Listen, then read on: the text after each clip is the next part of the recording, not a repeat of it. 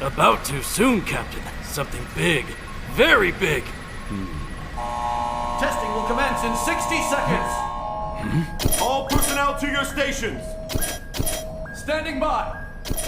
Warrant Officer Ortega, are you ready to proceed?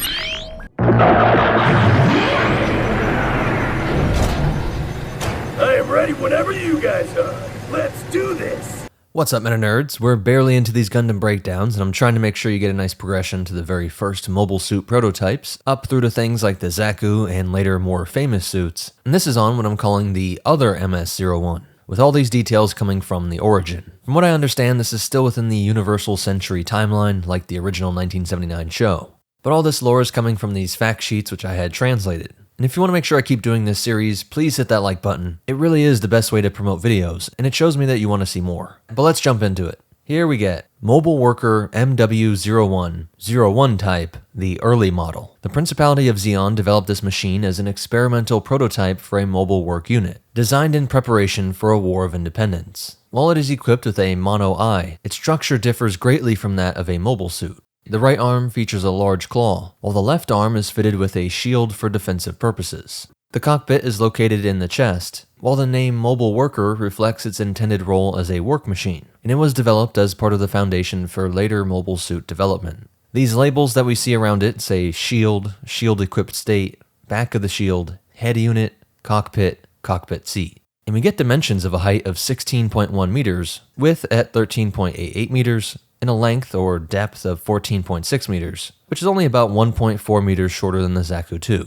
In this image, we get even more detail. The Principality of Zeon's autonomous government, preparing for an independent war against the Earth Federation, developed this unit as an experimental prototype for human-piloted heavy machinery. At this stage, it was categorized as a mobile worker, intended as an industrial machine rather than a military unit. However, it was developed with the potential for future combat applications in mind. Development of this unit was part of a broader evolutionary process, with multiple prototype machines tested before reaching the final mobile suit design. The MW-01 type features a mono-eye sensor in its head unit and an armored cockpit positioned at the front. Its right arm is equipped with a large claw for heavy-duty work, while the left arm carries a large shield.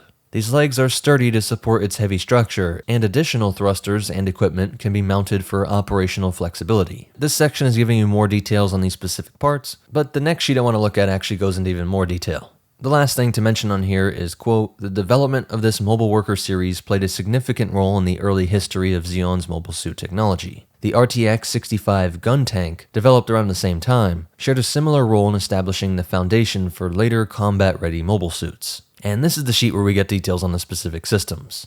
Head unit mono-eye. The mono-eye camera housed in the head unit can rotate along a track. This design is a precursor to later mobile suits, which also feature a mono-eye system. The ability to move and track objects enhances visibility and targeting.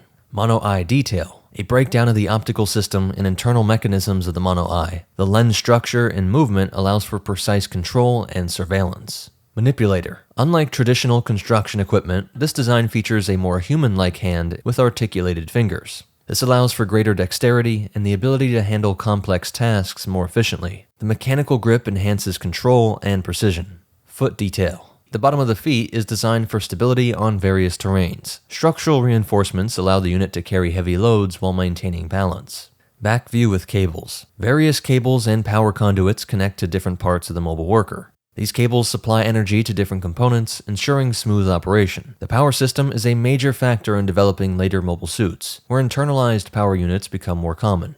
A large shield is attached to the left arm, providing for defense. This enhances durability, making it more resistant to environmental hazards and potential combat situations. The shield was originally intended for industrial purposes, but later influenced mobile suit combat shield designs. And then we get a specific breakdown of what is called the final version. This is not an MS-02 or some variant. It's just like a mass-produced model that becomes the 01. It's just the final version of this mass-produced model of the 01. It's the unit that most people would actually encounter. Final model, space specification. Although the final model never became a fully completed system, it was further refined based on operational feedback from previous mobile worker units. The space use specification was designed with the Space Star asteroid mining colony in mind. The The unit was adapted for zero-gravity operations, equipped with additional thrusters and mobility enhancements. This variant was later used for asteroid mining and labor operations, particularly in areas where traditional human-piloted machinery struggled to function. Final model. As the last evolution of the mobile worker MW-01, this model integrated various improvements based on feedback from previous units.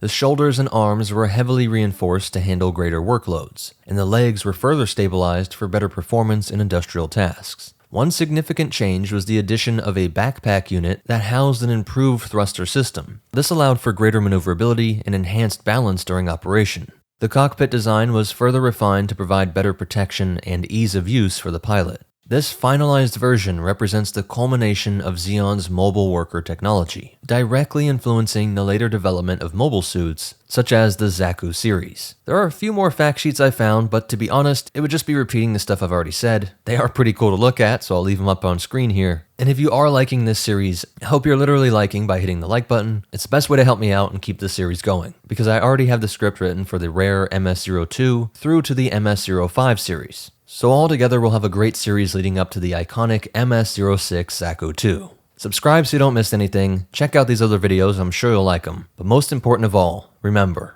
when you see labor mechs wielding shields, it won't be long before they're wielding weapons.